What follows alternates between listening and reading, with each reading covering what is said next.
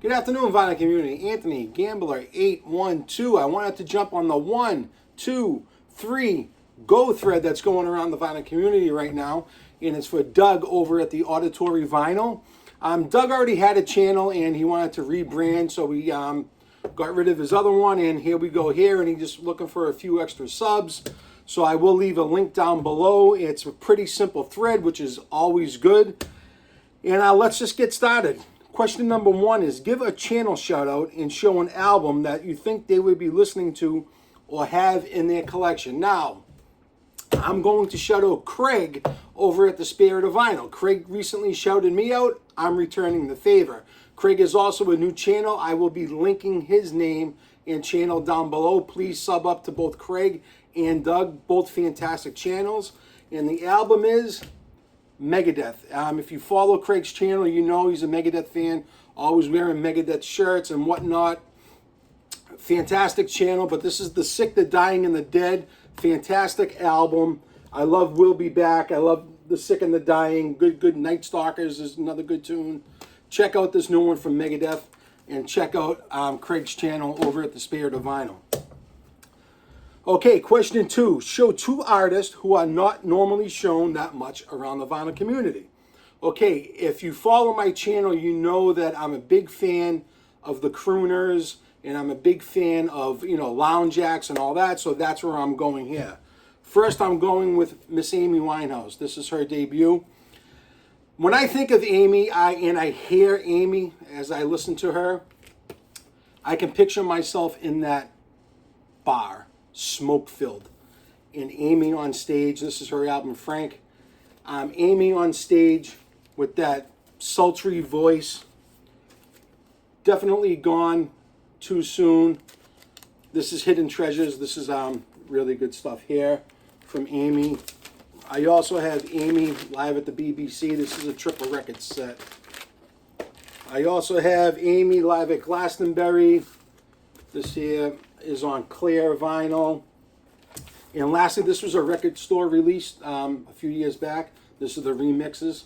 Good stuff from Amy. But like I said, her voice, she was just a throwback. As far as, her style and everything else, I really enjoyed listening to Amy throughout her career. As short as it may be, she definitely resonated with me, and I fell in love with her voice and her style. Artist number 2, one of the best crooners of all time, which is severely overlooked and not shown. Passed last year, Mr. Tony Bennett. Now, Tony, if you know Tony, you know that he was around Frank a lot. He was around Dean, and Frank actually went as much to say that out of them all, Frank Sinatra thought that Tony Bennett had the best voice out of them all. I'm just going to show you what I have for Tony Bennett. I do have a lot. Tony Bennett live at Carnegie Hall. It's just, when you listen to Tony, you definitely do get brought back into that realm of, Frank Sinatra, Dean Martin. Tony covers a lot of Frank. This is one of the best sounding records in my collection. This is Tony Bennett in person with Count Basie. Fantastic. This is Yesterday I Heard the Rain. Another comp. This is Love Story.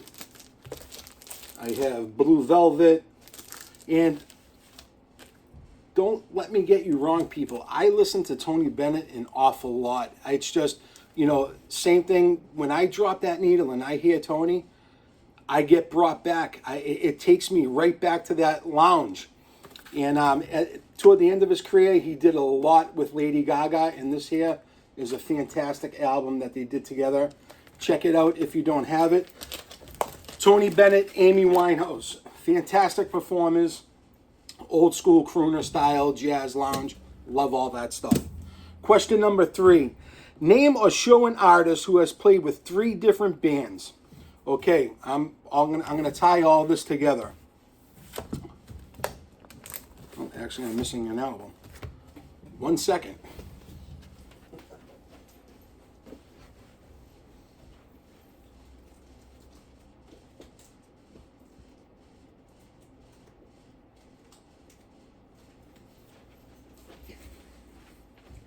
Sorry, VC.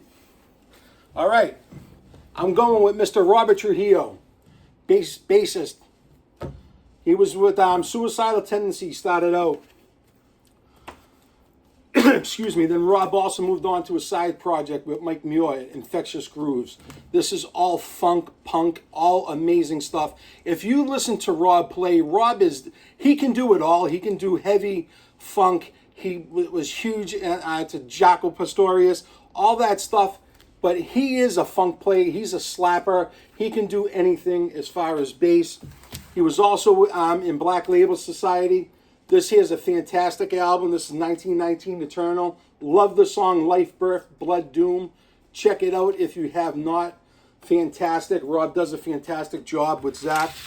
And lastly, Metallica 72 Seasons.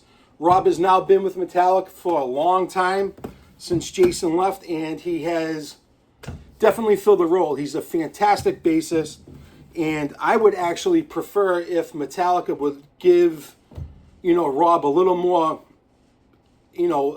addition, a little more funk, a little more, solos to go along, input as far as recording. But the reason I'm showing this is I will be going to Gillette Stadium for both nights, starting tomorrow night and Sunday night. I have tickets to both shows down Gillette. Have not seen Metallica in probably 11 years, 10, 11 years, and I cannot wait just to go see Rob and the boys jam out. I'm going with my son. This is his first time seeing Metallica, and I know he's just going to go absolutely crazy at this show. Looking forward to it. Anyways, Vinyl community, hope everyone is doing well. Shout out to Mr. Matthew Street. Thank you so much for the Elvis shirt, man. You're the best.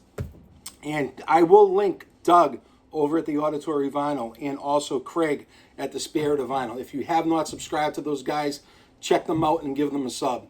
I'll talk to you all soon. I'll probably get one more video out, maybe a Vinyl Finds, before I go away tomorrow. Take care.